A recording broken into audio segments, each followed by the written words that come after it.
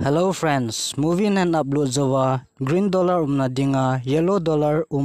boina na tu kha hile hiti hin bol lechun na yellow dollar chu green hung hi dinga hitai amasa penin Chrome browser in lunin lang chitiang chale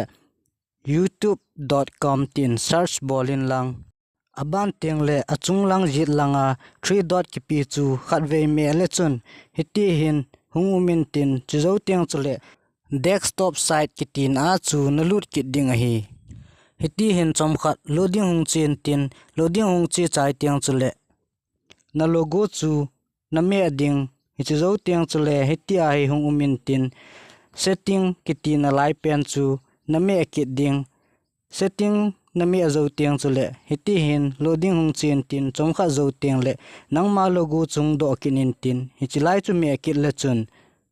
na customize channel a chun lu ding na customize channel chu na me zo tiang chule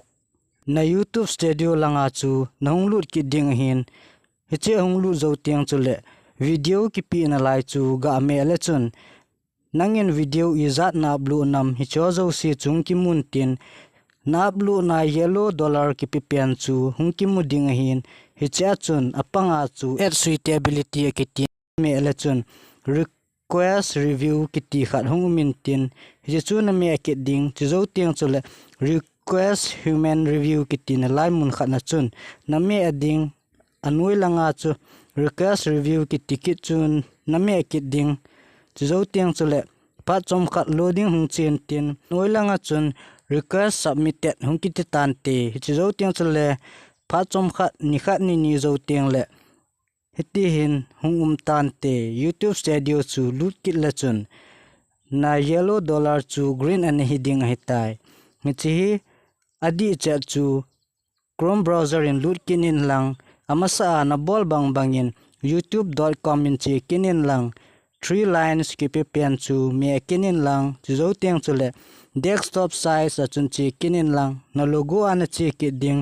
setting na me ding nangma logo an lut ki ding ti zo tiang chule chomkhat loading hung chen tin customize channel a chun chi ki ding customize channel a chu na lu zo tiang chule video chun lut ki le chun nangma a yellow dollar hi pen chu green dollar an hi ding hitai hiti chun an bol le chun na video yellow dollar chu green dollar hung hi ding hitai